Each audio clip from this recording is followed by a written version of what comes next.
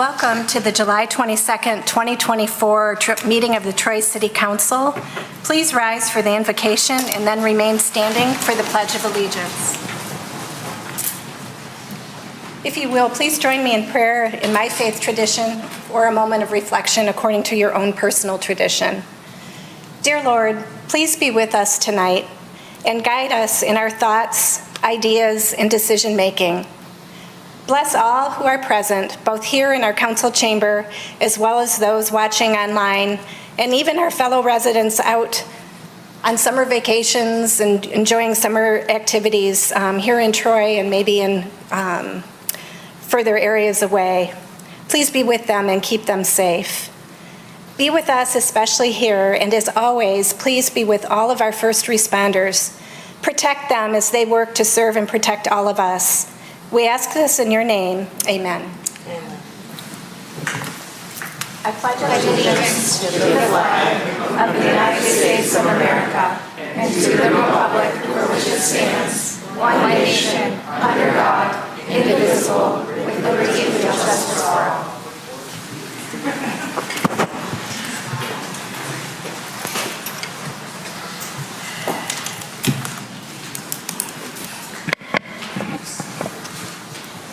I'll officially call the July 22nd, 2024 Troy City Council meeting to order and ask for the roll call from Ms. Dixon.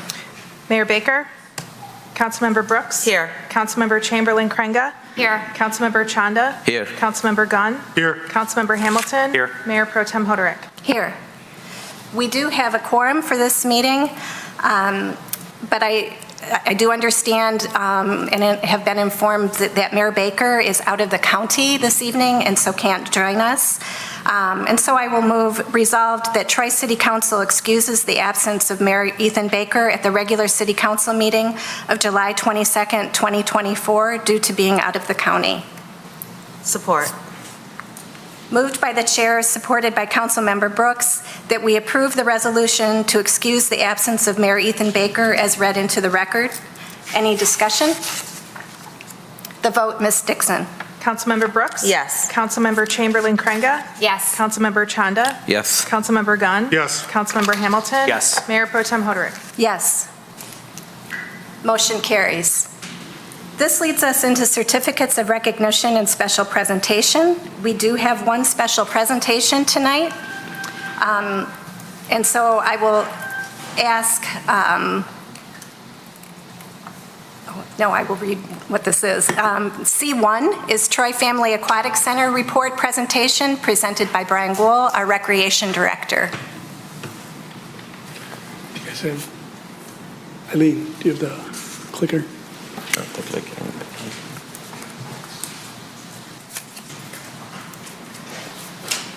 Good evening, Mayor Pro Tem and Council.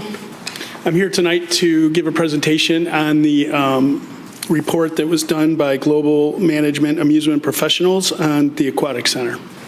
To give a little background on this, myself, Dennis Trantham, and the Recreation Supervisor of Aquatics, Morgan Thrasher, who's here tonight, we all attended the World Water Park Symposium back in October of last year. And it really gave us some good ideas on what to do at the Aquatic Center, what could help it, what we could do to make it better. So we learned a lot. At the conference, we also were introduced to Ken Handler, who's the president of Global Management Amusement Professionals. And we met with him a few times on Zoom and got a proposal from him to visit the facility and review our management and operating policies. So he visited in January of 2024, spent about 2 full days with us and reviewed our operations and management and maintenance. So that is where we will go on now.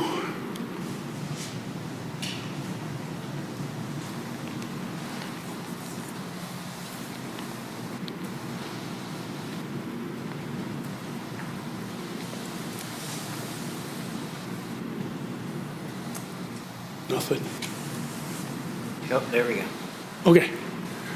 Okay, so Global Management Amusement Professionals believes the success of water parks hinge on their ability to continually evolve, remain at the forefront of development, and adapt to changing times.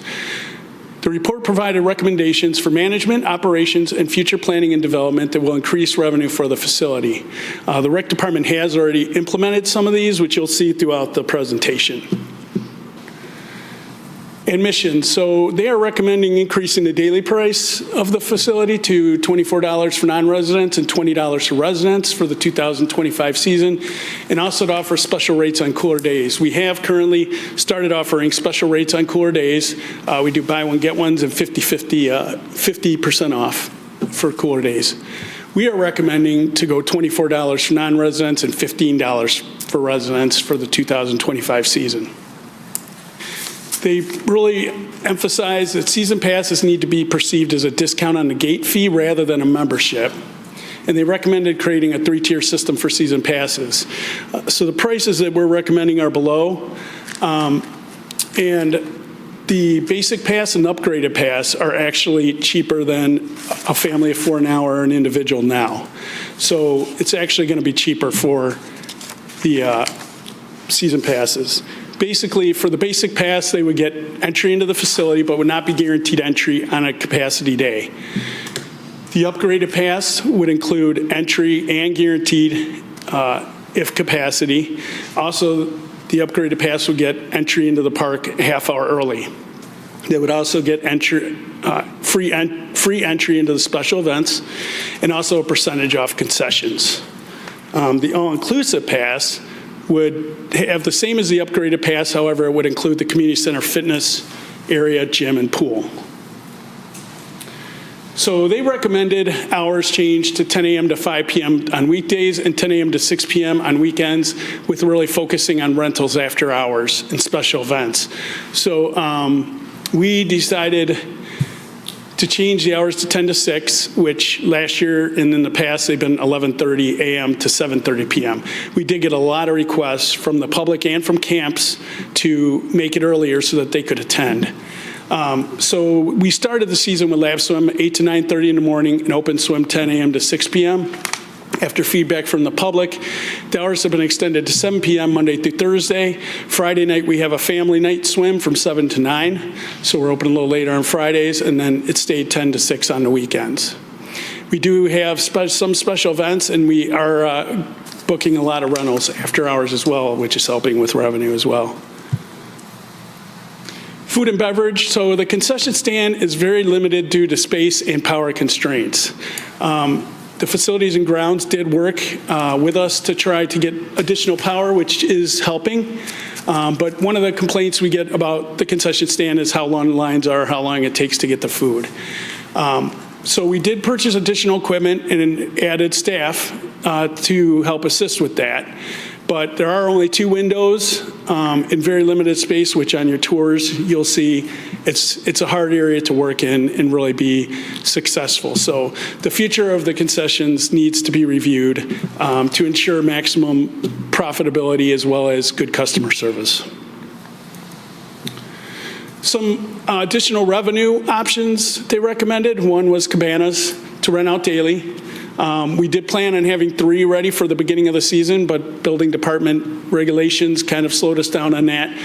It was a short timeline from when we got the report to the season, so unfortunately, we did not get to do it this year, but we do plan on purchasing 3 and installing them for next season.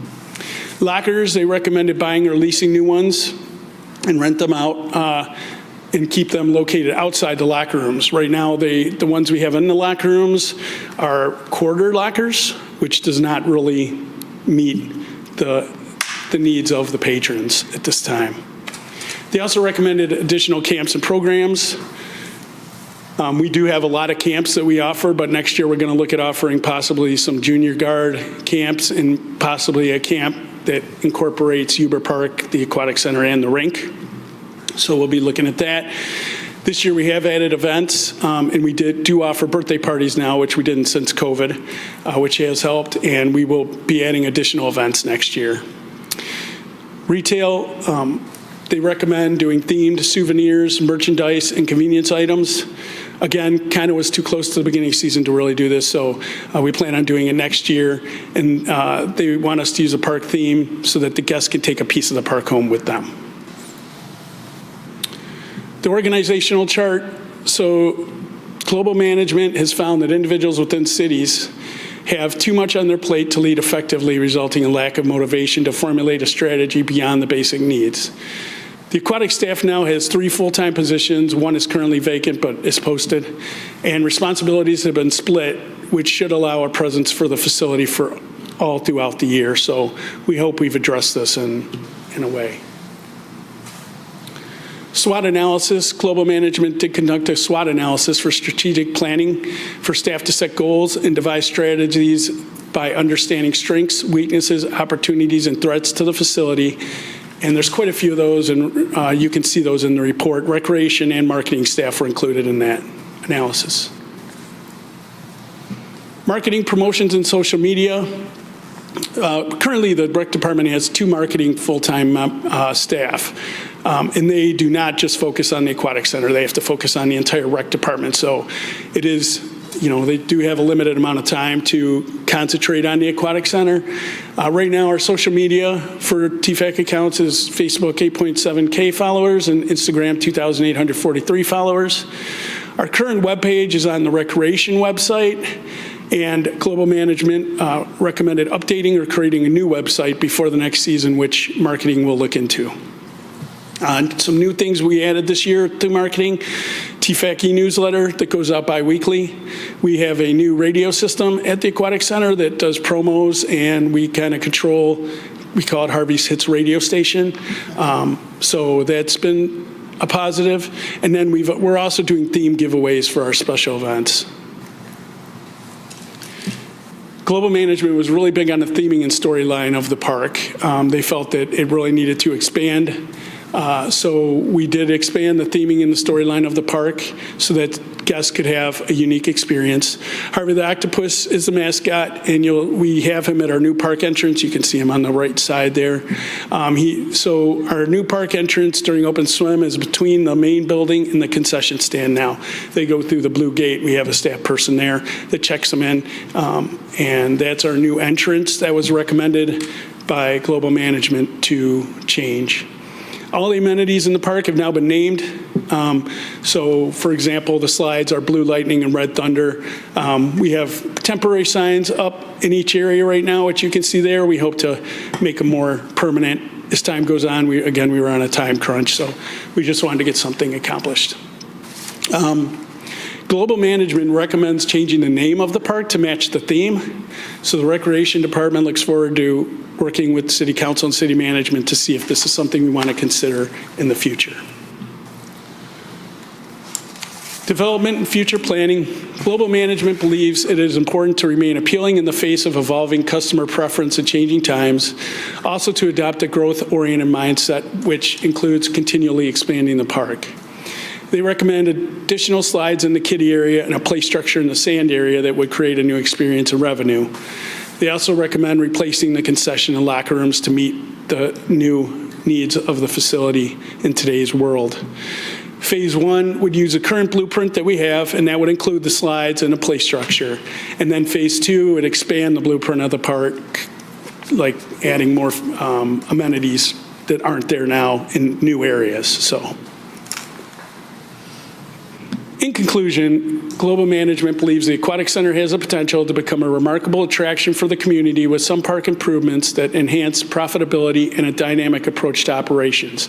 They look forward to working with the city with any needs in the future. The Rec Department has scheduled tours and looks forward to working with City Council and City Management to plan the future of this facility. So I'm happy to answer any questions you have. Thank you. Councilwoman Chamberlain Kranga. Thank you. And thank you, Director Gould, for this. So I'm a swimmer, I use TFAC, so I read the report with great interest. So a couple of questions, and then if I have time, share a little bit of just briefly my thoughts or some opinions. So the first question is, it looks like the consultant just came in January 2024, is that correct? Correct. Okay, so they weren't here in the summer. To what extent did Global Management, did they involve the users? If they weren't here in the summer, was there any way that they got any resident input when they were looking at, say, these hours, which I have some of my opinions on as a working person, passes, the rentals, Harvey theme, kind of potential name change, was there any initial feedback, or is that something envisioned for the future? That's something that he said would be looked at in the future if we decided to rename the facility or add new amenities. We would want to do engagement with the public. Okay. So this is just a basic, it would be more involved if we were going to go, if we knew what we were going to do. But this is just a basic to let you know, these are the things that can be done. Got it. I would say with passes, if there could be a family pass, I think that would be really, really helpful, because it gets to be a lot if you have 5 or 7 folks in a family who each have to pay the rate. But maybe that's something we'll talk more about down the road. The other thing is, we're the consultants, so I looked at the SWOT analyses. I saw they did one, and you all did one as well. It was nice to compare. I actually thought it was even better, because we know it best. The thing that I didn't see in there and just wonder, was the consultant aware that we do have another pool? We do have another outdoor pool in the city of Troy. It's not public, but it is a pool to which a good number of, I don't know the percentage, that's a good question, I'd like to know that, to which residents are actually members, and how that then impacts that, the resident, non-resident kind of element. Were they aware of that? We have another pool in the city of Troy?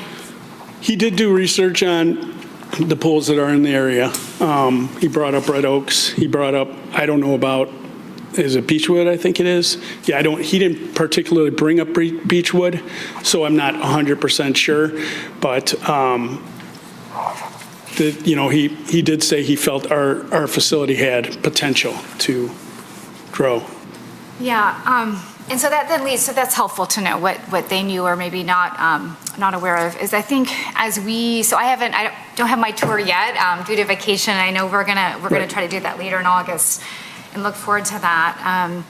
Is I think one thing that kind of took me by surprise, there's a lot of great information.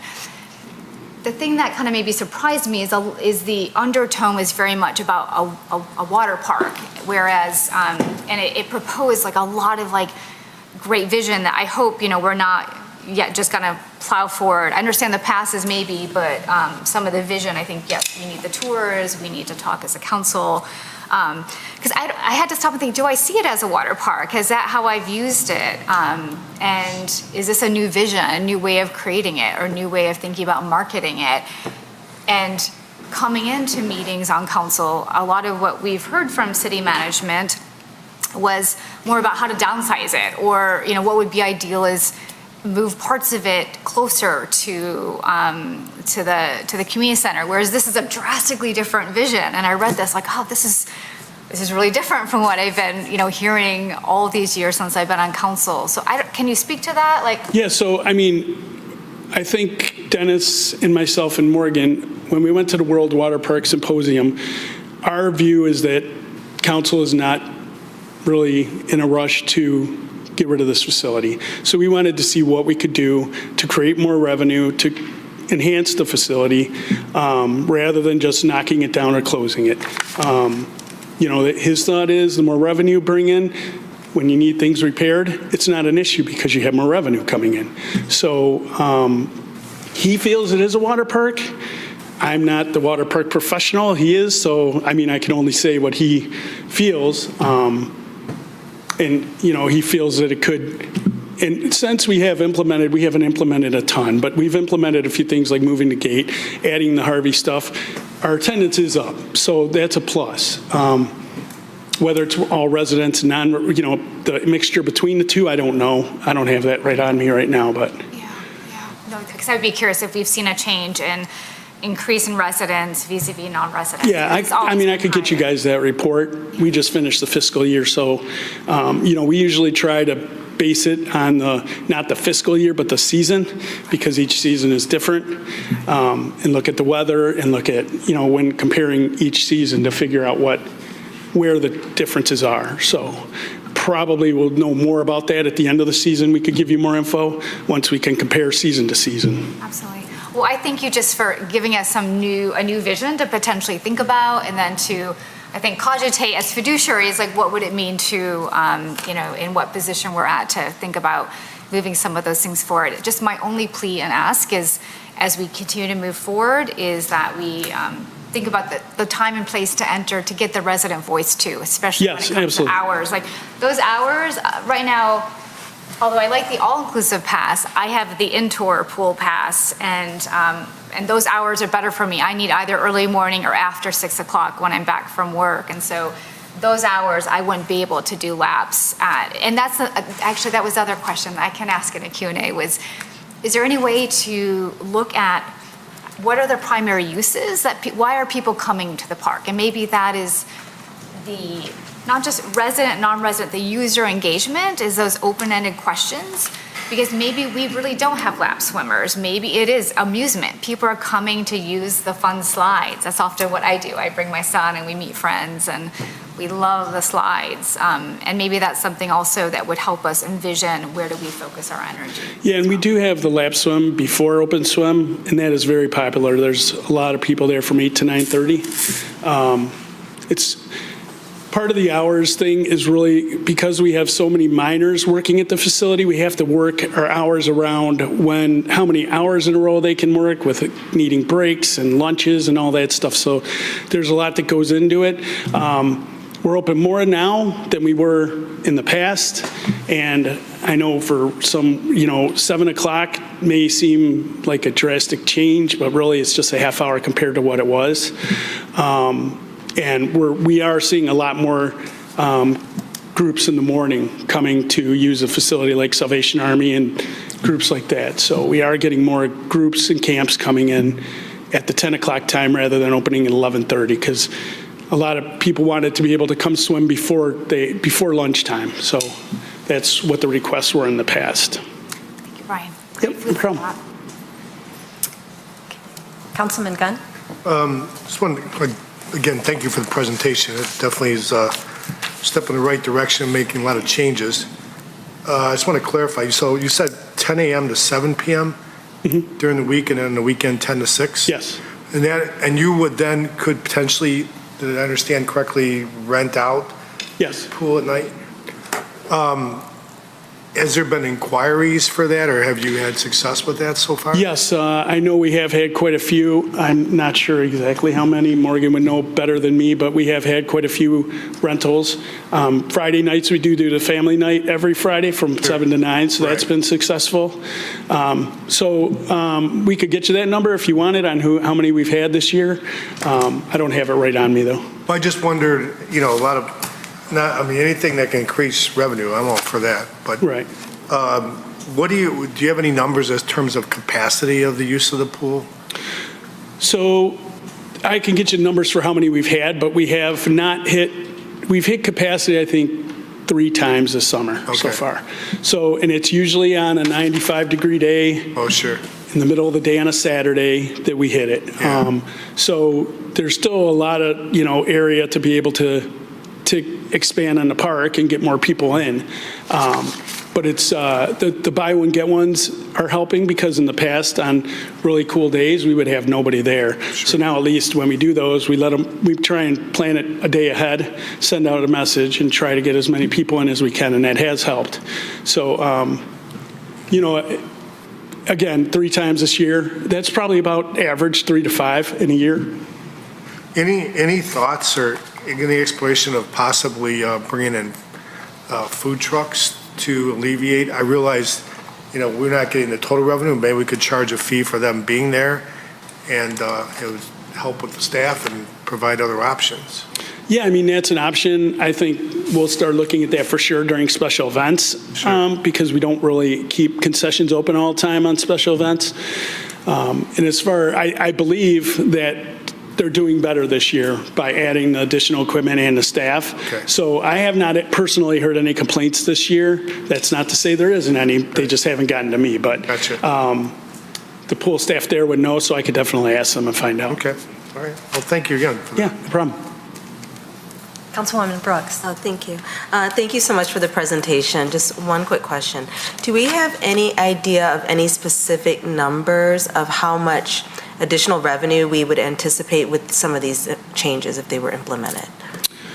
No, that's something we would, this is strictly just to give us options of what we would use. I have no intent of, I mean, we've done small things like name some amenities, change the entrance to the park, but we would not go and do anything else that's major without you guys and doing, community engagement before we consider doing anything like he's bringing up. This is just the basic to let you know what it could be. Not really, we've noticed some things that we can help, and that's what we're doing, that things that don't cost money, right? And we can improve on the park. So that's what we focused on. And, as far as going forward, I think that's something, down the road, we have to work with city management and figure out what way we want to go. Councilman Hamilton? Thank you. So what is the current non-resident and resident rate? I know the recommendation is 24 non, 15 resident, or have you So already right now, switched it's it? 20 and 12. 2012? Okay. Yeah. When do you plan to up it to what they recommended We're hoping next summer. next summer? Okay. It's been since pretty much COVID that we have not raised it, so it's coming time to up the price. Yeah, we've had And a lot we of have a lot of non-residents, so I don't feel, it doesn't seem to stop any of them, so I feel like if we can get the additional revenue, and really like with the season pass, if you want the cheaper rate, that's going to be the cheaper rate. And it's going to be cheaper than it is right now for a season pass. Even if you were, like Rebecca said, that the 4-person pass, which is a family pass right now, is like $325 or something, whereas this will be the $49.99 times 4 or the $69.99 times 4, whichever, you want between the basic and upgraded. If you do the all-inclusive, do you get access to the indoor pool all year? Or Just during the summer. Just So during it's the strictly summer. summer Okay. pass. So even if you had a pass and you could drop it at the community center, a regular pass, and transfer to this for the summer and then go back to the other pass. So Okay. And then, what's my other comment? I mean, we kind of touched a little bit on capital, some potential capital projects. I'm assuming as we get into more capital discussions as the fiscal year goes on, because I know this is the year of capital, that this will be part of the conversation, I'm hoping. There weren't any numbers in this report, which I understand. This is more aspirational. But I hope we keep that in mind as we talk about new amenities, or maybe there's ways we can add things that can be used all year and not just in the summer, but yeah, okay. That's all I got. Councilman Chanda? Yeah, I think Councilmember Hamilton kind of asked what I was going to ask. We didn't see any, capital numbers. Obviously, it's not an actual proposal. But I guess my question is, we already have a need for improving the facility, right? I think so. How does that play into? And I'm all for generating revenue. That's a wonderful idea, because in the long run, we need to be profitable. So. Do we have any idea, like a ballpark number, even what would capital investment that we're looking at? He had mentioned for the slide area, which there was a picture where it would kind of replace the kiddie area. There's just a ton of slides. It's about a ½ inch of water. He had mentioned it would be somewhere between $1 and $3 million. So that's what he said for that area. And again, that's just rough numbers that he happened to mention to me. I don't have anything in writing from him on that, but to me, the most important part of this really is the building and the concessions, because the locker rooms, we don't have a family locker room. So we just have a men and women's locker room, and that's one of the reasons that we use the gate now for entry, because we don't want to necessarily make people choose between locker room, and our staff has to walk, if it's a mom there, our staff has to go and walk the son through the locker room. So it's something we really feel needs to be addressed in the future. And I think on your tour, you'll see the things that are necessities and the things that aren't, right? So I will definitely focus on the things, and we have done a lot too to it. So there's a lot that's been repaired already that, will make it last longer too. So it's not all bad news. There's still things that need to be replaced, but there's a lot that's already done too to extend the life of it. Do we have any half-a-day pass? Or, I mean, I haven't been there for a while, but I can't remember. We used to do years ago when I ran it back eons ago. We used to have an evening pass, but we don't do that anymore because really they used to be open till like 8:30 back in the 2000s, and now we're only open till 7. So the pass started at 5. So no, we really don't.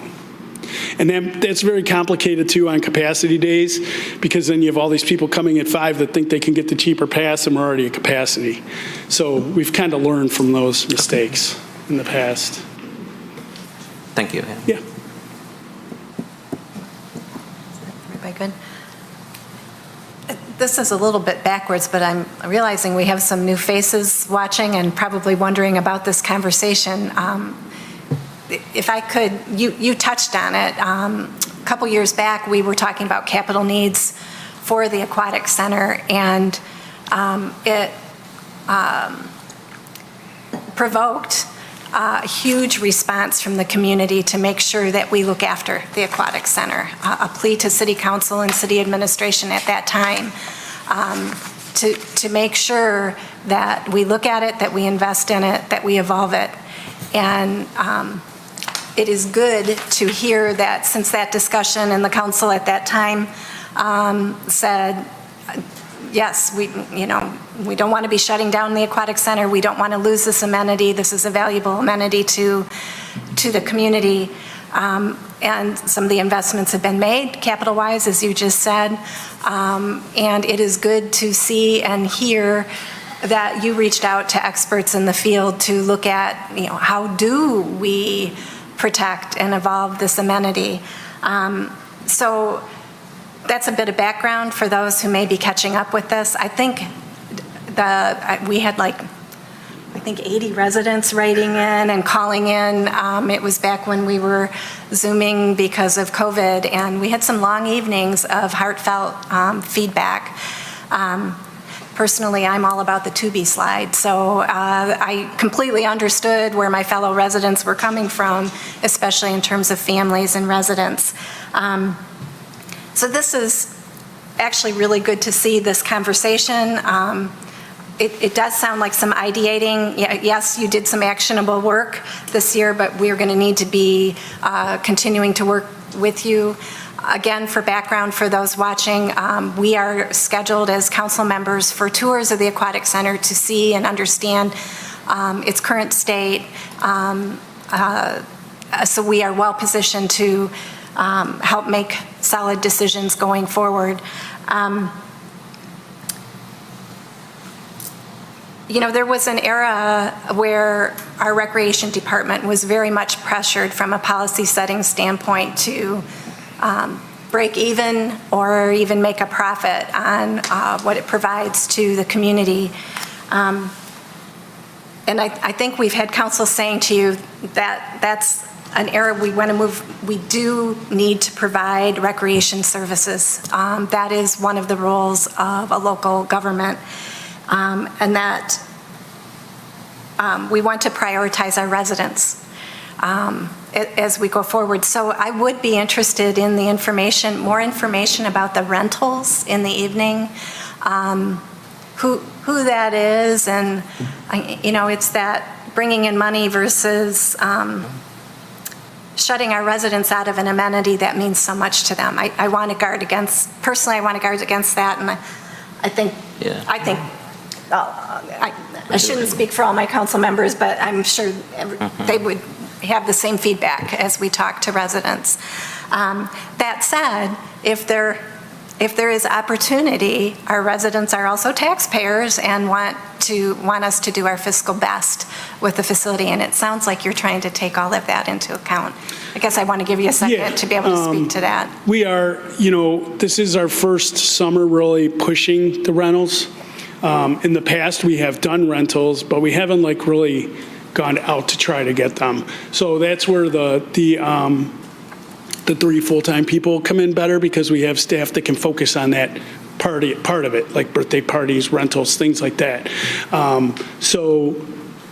This year, I know we've had some. I don't know if it's a ton, but, again, we got this back in like March, April, so we didn't have a lot of time in between. So, it's possible with advertising it all year long this summer and next year that we may be able to increase those as well.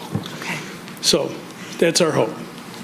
And all that said, the engagement with our residents, this is a great piece of feedback from experts that can give this an objective view, but that view of our residents going forward as we help and continue to make decisions is really, really important, and it sounds like that's factored into your plan. Yeah, when he was here, he made it clear that this is just a phase one beginning to, give you an idea of what it could be.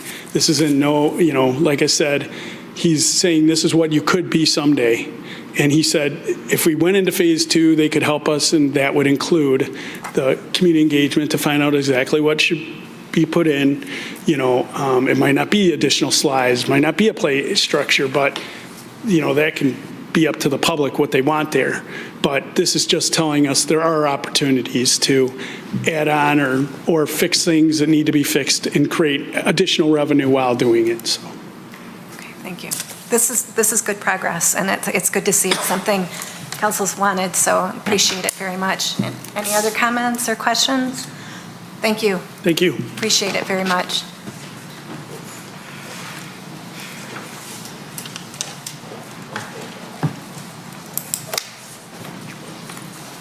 Okay, that concludes certificates of recognition and special presentations. We have no carryover items this evening. There are no public hearings. I don't see that anyone has signed up for public comment for any items on the agenda from Troy residents and businesses. Hit refresh, because there are a couple. I think you got to refresh. Never. Oh, Yeah. I was wondering, because I recognize some faces out there and can imagine why they would be here. So I do see that a few people have signed up for items on the agenda. Looks like two. I just want to remind everyone of the rules. Rules that are offered in detail in the agenda packet. You have 3 minutes to speak. When the light turns yellow, you have 1 minute left. When the light turns red, that is the end of your time. And a reminder that this is not a back and forth between the public commenter and city council. Our meeting rules call for us to listen to all of the comments and for everyone to speak who has signed up. And then we and or members of the city administration will respond once we have heard from everyone. And first up I see is April Church.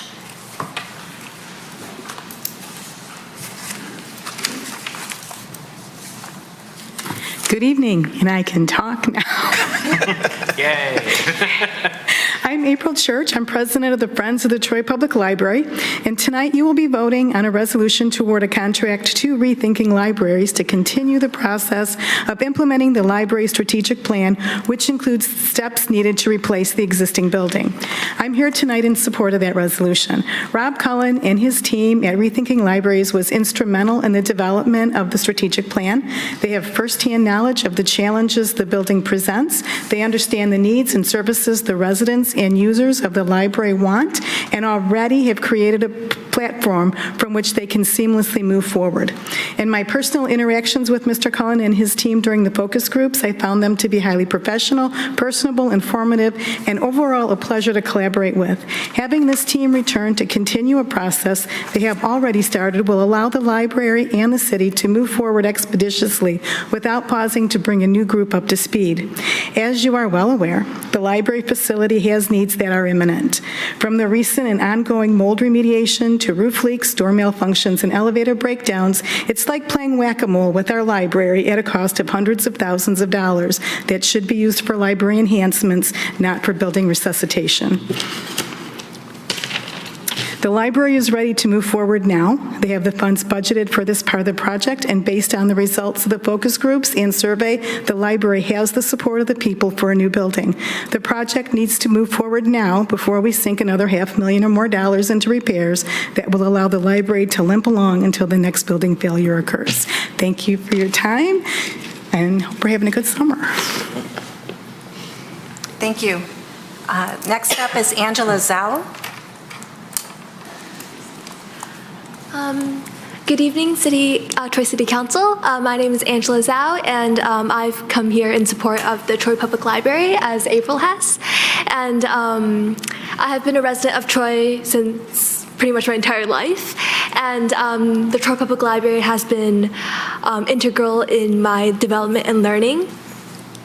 And throughout the years, I've noticed a lot of changes in the library. For example, the addition of study areas in the teen and adult areas of the library. And I'm very grateful for these changes, and I believe that more can and needs to be done. And I'm referring to the creation of another library building for our city. And this is an immediate problem we need to address because as April mentioned earlier, there's a lot of repairs that are needed, and with it being addressed later, we need to spend more and more money on repairs rather than a new building. And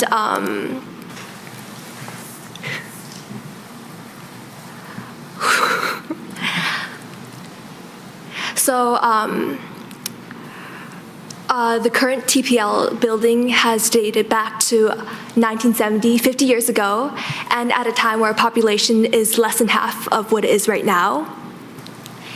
And the addition of new study areas is not enough, because even though there are more areas being added within the library, the building is only so large and cannot accommodate for the increase of population. And yeah, thank you for your time and attention, and I hope this matter can be quickly addressed and without any delay. And yeah. Thank you. I don't see anyone else signed up for items on the agenda. We're going to be discussing this item in a few minutes, so maybe we can have our comments at that time in response, if that's okay. Sure. Is that okay with you, council members? Okay. There are no postponed items. We move on to regular business. Boards and committees appointments. We do not have any mayoral appointments tonight, and there are no city council appointments.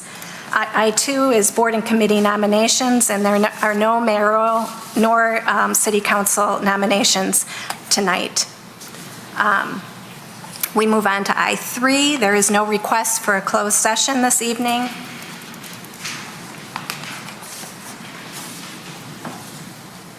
Next up is I4. Let me move to that item.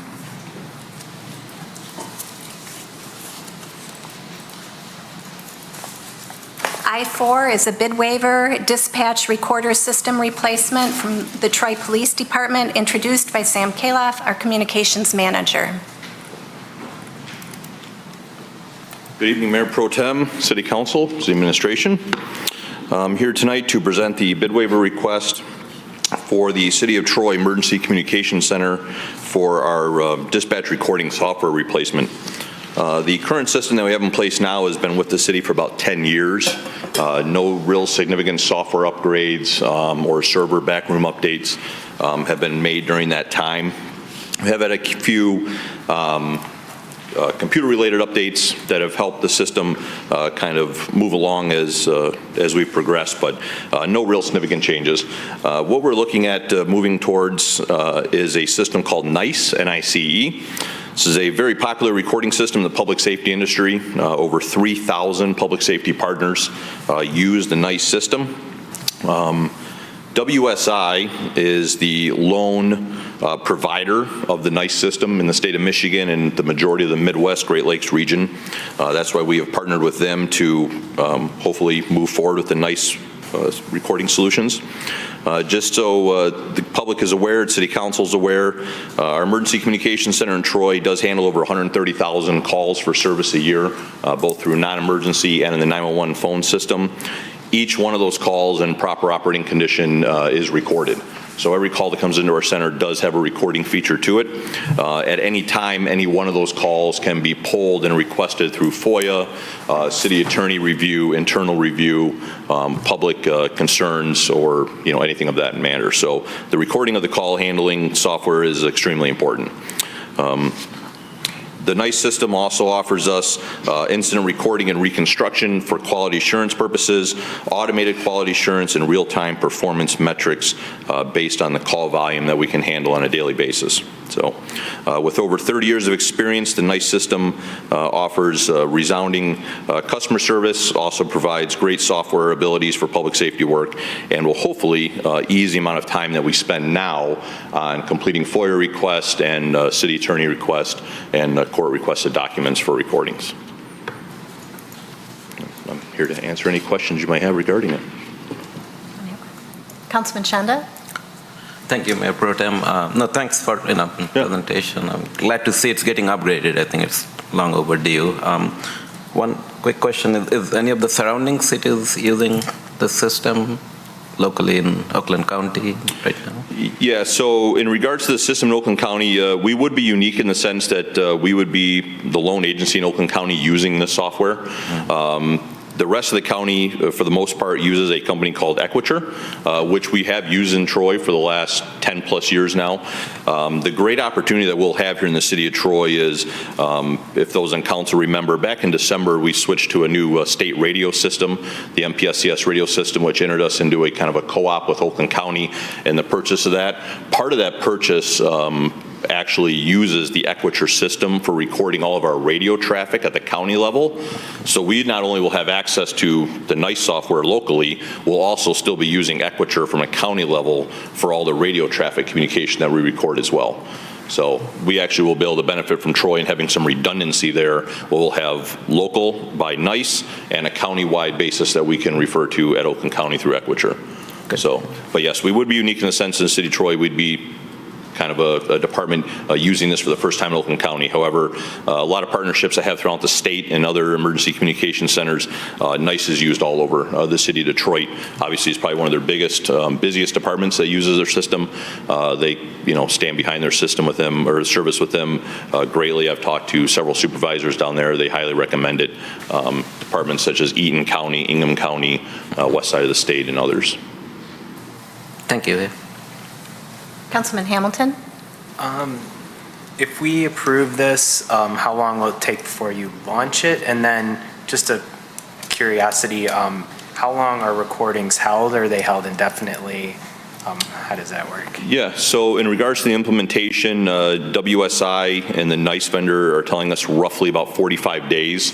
By the time they can get in the back room, do all the installation, there also will be some end user training that we'll have to go through. It is a little bit different than what we have now. So about 45 days is what they approximate for that. In regards to retention, in Troy, we tend to be a little bit more aggressive in the sense of how long we hold recordings for. The state will require 911 recordings to be held for a minimum of 30 days. We actually hold our 911 recordings for over 3 years. Non-emergency calls, maybe not so much, but once the city attorney or a FOIA request comes in and requests a particular call to be held or that call is recorded for court purposes, then we hold on to those almost indefinitely. We place them on a server and they're held, and then they're also hard copies are forwarded to the city attorney, courts, and the detective bureau. Thank you. Yep. Councilman Gunn? Hi, Sam. Thank you for the presentation. Yeah, no problem. I was given a little bit of information about this, so I'm a big fan. I think that's probably good for our city. Good. One of the things I learned, I guess you guys can customize this. Yeah. So what kind of changes or what would you do to? Well, so that's a great question. And once we fully get into the software, we'll be able to see exactly what can be customized for Troy. Okay. Right off the bat, it sounds like their quality assurance program can customize and work with our phone system and integrate into it directly, which our current vendor and other vendors don't have. That'll allow us to customize basically call answer time to see how long people are waiting on hold if they're placed on hold during a call, how many times the phone rings before somebody in the ECC picks up the phone and actually provides an answer. It will provide us an indirect relationship to the information that the officers are getting on the road, such as when they're dispatched, make sure they're going to the proper address, location, and the information that the callers are sharing. So I don't have a ton on the customization of it yet, but once we actually get into it and we can bring it in-house to see how it'll work with our current equipment, then I think we'll be able to. And you kind of touched on another question, I thought. So it does work with the phones we already have, so there won't be a lot of no change or hardware? Yeah, no, the NICE system is pretty adaptable to any CHE call handling equipment that a ECC would use. So the call handling equipment right now that we use is through Motorola called CallWorks. Okay. That system is probably going to be in place for about another 2 years. The Oakland County is looking at a RFP right now to replace and bid out for a new call handling equipment for every PSAP in Oakland County. The reason they do that is obviously to reduce the cost for individual municipalities. It also puts us all on the same page, so when we have to transfer 911 calls, provide non-emergency information to other departments, it's pretty quick and seamless, as opposed to going through different call handling vendors and stuff of that nature. So we expect it to work pretty seamlessly with our current call handling equipment and anything we get in the future. Okay. Yep. Any other questions? Would anyone like to move the resolution? Councilman? I would like to move. Councilwoman, Chamberlain Kranga. Sorry, go ahead. No. Sorry, I misspoke. Thank you, Mayor Pro Tem. I'll move I-4, bid waiver and dispatch recorder system replacement, Troy Police Department, as printed in the agenda packet. Support? Moved by Councilwoman Chamberlain Kranga, supported by Councilman Gunn. I-4, bid waiver, dispatch recorder system replacement, Troy Police Department, as printed in the agenda packet. Is there any The vote, Ms. Dixon. Just really quick, thank you, Mayor Pro Tem. I just wanted to move this, and I wanted to say, in case, residents, if you haven't had a chance to look at this, I just appreciate the time and energy you put into researching, doing your due diligence. It was clear you contacted City of Troy, you contacted Wayne County, that you got to demo the equipment, and I appreciate that very much. I know that takes time from all the work that you're already doing, but it helps us to see the process by which you're coming to these decisions. So thank you for that. Yeah, thank you. Yeah, no problem. The vote, Ms. Dixon. Councilmember Chamberlain Kranga? Yes. Councilmember Chanda? Yes. Councilmember Gunn? Yes. Councilmember Hamilton? Yes. Mayor Pro Tem Hoderick? Yes. Councilmember Brooks? Yes. Thank you so Thank much, you all. Have a good Sam. night. I have to call 911. That deep voice would be a nice one to have at the other end. I just had to comment. Next up is I-5, bid waiver, Troy Public Library Consulting Services, and this will be introduced by Emily Dumas, the library director. Good evening, Mayor Pro Tem and Council. Thank you for having me come before you tonight, too. We've been working with Rethinking Libraries for over a year now. We hired them through the competitive bid process, and they served as our consultants as we conducted and delivered the 2024 to 2028 strategic plan for the library. Even though the final report has been completed, the findings indicate that our work has just begun. There are some next steps which we did provide in the supplemental materials for you, but just to outline some of them, we're going to need to hire an architect for a facility assessment and concept design, and that's what's going to be what will provide the options for the major building improvements. We're going to be working with the community to assess facility needs and include the public in the planning process. We're going to explore funding options with council for these improvements, and also embark on a private fundraising campaign to contribute to the future plans for the library. Working with Rethinking Libraries, they've delivered exceptional results, and they've served the library and the community very well as our collaborative partners over this last year. We're going to need their experience and their guidance again as we delve into the work that the strategic plan has highlighted, and also explore options for the library building's future improvement. So tonight, I come before you to ask for approval to waive the bid process and award the contract to Rethinking Libraries so that we can continue our work with them. Thank you, and if you have any questions, I'm happy to answer them. Councilman Hamilton? Thank you, Mayor Pro Tem. Thank you for everything you've done in the whole TPL process. It's exciting to see this moving along. If we approve this, what is the upcoming timeline going to look like in the next few months? And when should we expect something else to come back to us? Yes. Well, I don't know exactly how, I mean, we can move as fast as the process to secure bids for an architect. What we would like to do is get to work right away with Rethinking Libraries and kind of go through those next steps. What's the proper process for this? And then we would try to get an RFP together as quickly as possible to actually we would need an architect to be able to do the concept design and the feasibility study. And the feasibility study, it sounds like we're saying like, oh, is this facility feasible? But it actually means that's the report that would give the answers. Like, if you were going to put a new library, where would you put it? How much would it cost? How big would it need to be? Along with that, too, we'd also be doing the community assessment, which I think Rethinking Libraries would play a very active role in that part of it, too. But my answer to you would just be we can move as quickly as the process. So we're ready to go, and we're ready to move on to those next steps. Okay. Anyone? Councilman Chanda? Yeah, that was kind of my question too. What's the timeline? Because I guess in a way we need to also think about the elections, because that's when if it goes on a millage.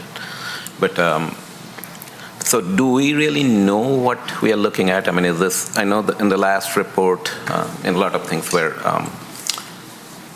outlined. I mean, what a world-class library looks like. I mean, do we have a concrete idea, or do we need to do any more study on what are the features that would go in the library that we are looking at? Yes, and that's exactly what the feasibility report would provide. So it's all these answers that, it's hard to come before you, and everything's so abstract right now. So that would give us those concrete answers, and we'd know what we're looking at, and it would provide different options too. But how much each of these options would cost, possible locations if you did decide to build a new library, and how big it should be. Councilman Gunn? So you have a bid in here of not to exceed 15,000, that's correct, right? Yes. But you have also additional services, subcontractors, same rate, 150 or $100 an hour. Is that in addition to the 15,000, or? No, that would be how they'd be billing us for this. So 15 would be? Yeah, that would be our amount that we could go up to. Councilman Chamberlain Crainga? Thank you, Mayor Pro Tem. Actually, it builds off the question I was going to ask. So the 15,000, that includes the identifying an architect. We need the architect for that would be in the kind of phase one, the needs assessment and feasibility. Is that right? Yes, yeah. And that would be a different process too, as far as us putting together an RFP. We'd be working closer with purchasing for that. So their consulting services would be separate from that. But from there, they kind of advise us through that whole process of, getting an architect and what questions we should be asking and what we should be looking for. And they would be playing more of a supportive role throughout that. Because I imagine you need the architect to kind of, because they're not experts in kind of in actual, building. Yeah. So to do kind of that needs assessment, facility feasibility, you do need to engage some of that. But the 15,000 covers them identifying and doing some of that initial work. Yes, yeah. And down the road too, depending on what happens with the building, there's certain things that I would really want their professionalism for. Things like library shelving, if you're moving that in any way, that's a pretty complicated process. They have a lot of experience with that. So things like those specifics that they would come with that experience and could advise us because they've been through this process a number of times with different libraries.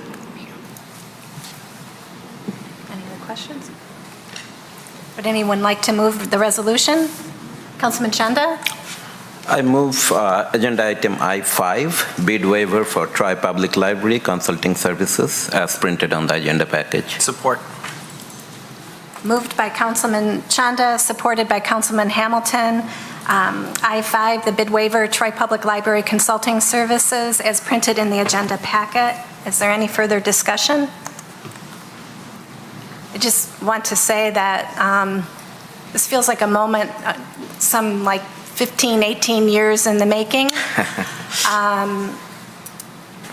This is a very, very, very good night in Troy on 3 levels. How we're talking about our aquatic center and working smart with that. You heard the great communications discussion that went on and the research that went into that, and public safety is always such a priority here. And then this third piece, this is, of course, a priority even as we're doing these other elements of business in the city. And I just have to take a moment personally to say, I'm very excited about this. And one of the reasons I'm very, very excited is I think our community is in a place working so well with one another, the multiple entities in the community, with the civility that we need for a time like this. This is a time of really wonderful opportunity in the city to be so smart with our assets, how we manage them, how we take care of them, and how we set the city for the go forward. And excuse me for making a little mini speech, but I guess I just, the mayor's State of the City, he really touched on a lot of this and really hit it hard about the needs with our library. And we do have a building issue, a huge challenge there. This is not made up. It was starting 18 years ago. So 18 years later, there's no question that we have a need that has to be addressed.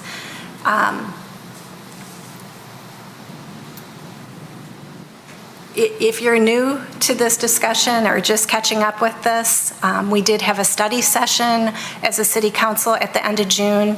I don't think we actually ever came up with the term feasibility study out of our brains that night when we had the discussion, but that of course was where our consensus was. And I appreciate city administration's listening to us, understanding where we were coming from, and that's the direction we're taking. And of course, it makes most sense to continue with the consultant that brought us to this place very objectively and carefully with the work of our residents. So, of course, I'll be supporting this. Many thanks to those in the community that continue to be ambassadors for our library.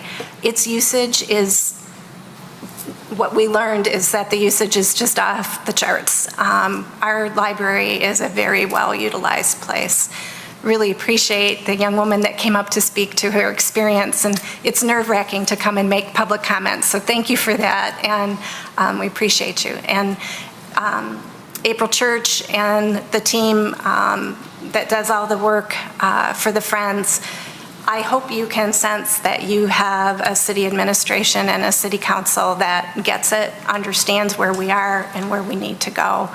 And I heard the sense of urgency from my council members, saw it on our library director's face. This is a very good place for one of our most valuable assets in the community. So thank you for that work. The vote, Ms. Dixon? Councilmember Chanda? Yes. Councilmember Gunn? Yes. Councilmember Hamilton? Yes. Mayor Pro Tem Hoderick? Yes. Councilmember Brooks? Yes. Councilmember Chamberlain Craig? Yes. Motion passes. That concludes regular business this evening. Next is the consent agenda. Does anyone wish to remove an item from the consent agenda this evening? Councilman Hamilton? I'll move all items on consent agenda as printed in the agenda packet, except for the removal of J2A as indicated in the late submittal. Support. Moved by Councilman Hamilton, supported by Councilwoman Brooks. All items on the agenda, on the consent agenda, as printed in the agenda packet, with the exception of item J2, which has been removed by city administration and will be, as I understand it, on our next agenda. Any discussion? The vote, Ms. Dixon. Councilmember Gunn? Yes. Councilmember Hamilton? Yes. Mayor Pro Tem Hoderick? Yes. Councilmember Brooks? Yes. Councilmember Chamberlain Craig? Yes. Councilmember Chanda? Yes. Motion carries. If you were here for an item on the consent agenda, all items have been approved, except for the one that will be on our next agenda. Next up are memorandums and future council agenda items. There is one this evening, and I need to move to that.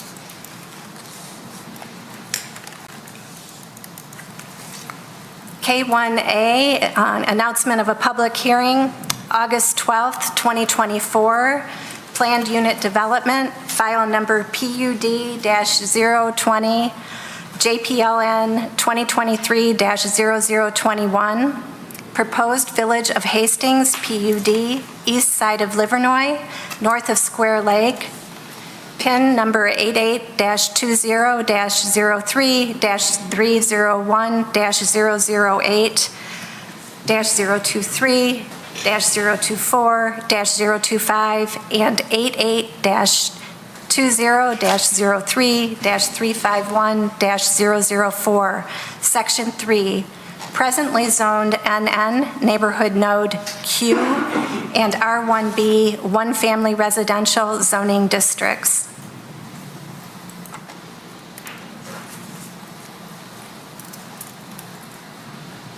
And with that, I believe we move on to public comments for items not on the agenda from Troy residents. I see one person has signed up. Valerie Mishirina? The same rules apply for comment, and I welcome the correction of your name pronunciation. Good evening. My name is Valerie Macrina. I am a resident of Troy for over 40 years, and I live on Longfellow. I am here to address the council because of the new developments that are taking place on the north and the south side of Eckford, which would be 2 streets north of where I currently live. Our major concern is this. Eckford is not a continuous road. It has 4 different surfaces within less than a quarter of a mile. There is the new homes that are built just west of Rochester Road, and that is paved. You then go into 7 residents that have unpaved roads.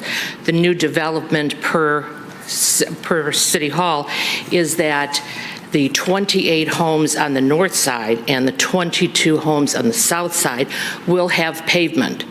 You then go into the next home that is not going to be paved, and then you get to Tallman. So we have 4 different kind of surfaces within less than 1/2 mile. I am basically saying that I have talked to residents who've lived on Eckford for many years, and they are saying they're really happy that they're living on a dirt road. They bought on a dirt road, they built on a dirt road, they like a dirt road because it is not a through street. Unfortunately, then Longfellow becomes the de facto through street. Everyone comes down Longfellow.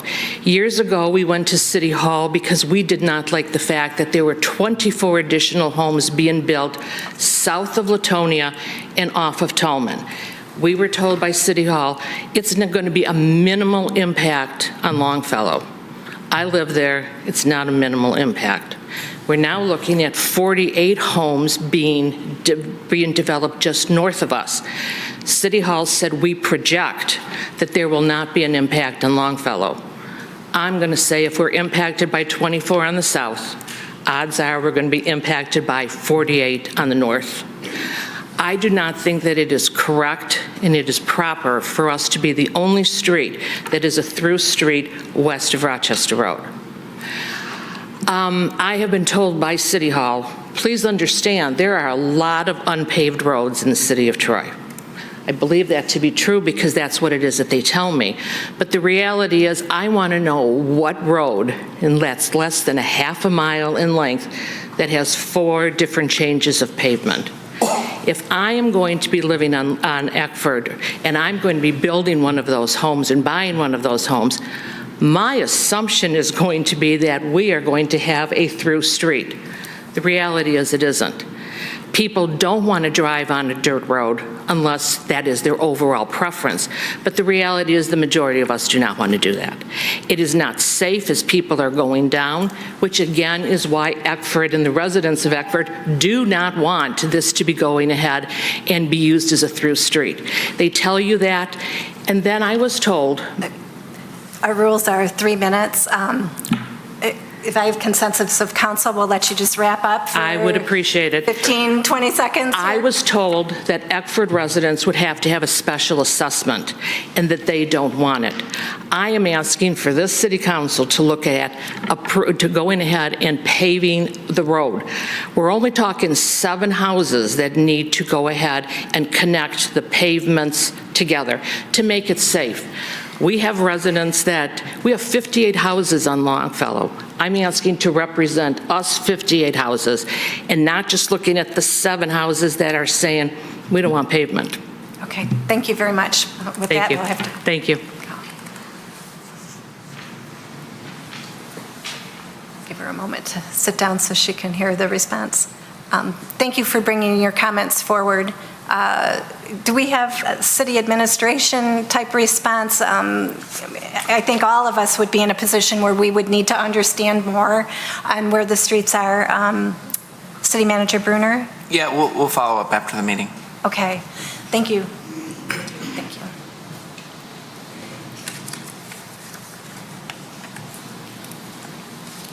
Okay, that concludes those who have signed up for public comment for items not on the agenda from members of the public who are Troy residents and businesses. Now is the time for City Council and City Administration to respond, and we will work to get a response, further response for you. There are no council referrals this evening, so we move on to reports. Does anyone have any comments regarding the reports on tonight's agenda?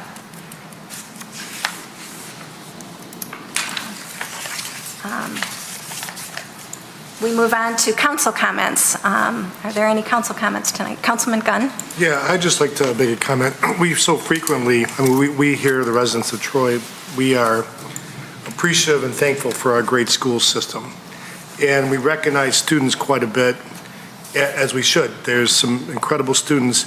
I just wanted to point out a teacher that I had read about in the Troy Times, Ryan Warenke. I'm not sure if I'm killing his name, but he was just recognized for the third year in a row and received a C-SPAN fellowship. So he's able to comment and interact on C-SPAN and bring in what right now is a hot topic is government agendas. So I just like to, these students learn from the teachers like this. And I think that's what makes the school system great is we have great teachers as well. So hats off to Mr. Ranka. Councilwoman Brooks? Thank you. I just want to remind everybody that there is an election coming up. A lot of people are really focused on November, which is very important, but there is an important election as well coming up August 6th, and that includes a seat on our city council. And so I don't know if City Clerk Dixon can kind of go through some of the initiatives that we're taking as a city to make sure people get out the vote. Sure, thank you. So we have early voting, which is this will be the third election that we've had early voting available to our residents. And early voting hours are beginning Saturday, July 27th. They'll run for 9 days straight. It's 8:30 to 4:30, except for Thursday, August 2nd, which will be 12 p.m. to 8 p.m. During the weekend hours of early voting, the city clerk's office will have a satellite office located across the hallway from the early voting center in the community center. And that is for the convenience of people who need to register to vote. We'll be able to register people in our satellite office so that they can just go across the hall and vote early. We've advertised early voting on our website, of course, and social media, but also in the Troy Times a number of times, in Troy Today, in the Rec Guide, at the Troy Public Library. We have a poster in the lobby. We have a poster in the lobby of the community, or two posters in the lobby of the community center. We have posters in City Hall, all advertising the hours and days for early voting. We also have absentee ballots that are available between now and Friday, August 2nd. We'll be able to mail ballots out till 5 p.m. Then ballots are also available, absentee ballots are also available in person at the satellite office and also at the counter of the city clerk's office until Monday, August 5th, until 4 p.m. So if you miss getting your ballot mailed to you, you can stop in and get one at the counter, or you can go over to the early voting center. Early voting closes on Sunday, August 4th at 4:30 p.m. So if anyone has any questions about the satellite office, early voting, absentee voting, and of course, on election day, polls are open 7 a.m. to 8 p.m. That's all precincts will be open. If anyone has any questions, they can contact the city clerk's office, but also all of these dates and times are located on our elections page, which is troymi.gov/elections. We also have a page dedicated just to early voting to explain what it is and how it operates. We have a page for voter information that is an update, is any kind of updates or any changes that were made. We have a new voter information webpage. We have a Dropbox webpage that shows the location of all of our drop boxes. We have 5 drop boxes throughout the city, all at city facilities that are secured and monitored 24/7. And we have a page for our precinct map. If anybody needs to know where their polling location is for Election Day, they can go to the precinct map page and find out the address for their polling location. I figured she could explain it a lot better than me, so thank you. We always love listening to the city clerk talk city clerkness at election time. It's a fascinating effort. And, we're all thinking about your team and the work that they do. How are you doing for volunteers that help at the polls and whatnot? As of right now, all of our training classes have completed. So for August, we're set with election workers. But if anyone's interested in voting or interested in working for November, we are always taking applications, and we usually do our training classes 3 or 4 weeks before each election. So we will be training again in October for anyone that wants to work for the November election. So feel free to send us your application, or just send us an email or drop by if you have any questions. We also have a webpage dedicated to election inspectors with all our training manuals. So if you want to know like what you're going to get into, all of our training manuals are on the website for anyone to browse through and see what kind of work they would have to do. Anyone has questions about the election process, how it works, that tends to be a common dialogue, a conversation with our city clerk or anyone in her office is helpful for clarification and understanding, and I highly suggest volunteering for an election. I've done it once. You learn a lot, and I would encourage anyone even considering for a second, just take a look and think about signing up. Any other council comments? Okay, I don't see, check me, Councilman Hamilton, anyone signed up for comments on items on or not on the agenda from members of the public outside of Troy. We do not have a closed session this evening, so we are adjourned.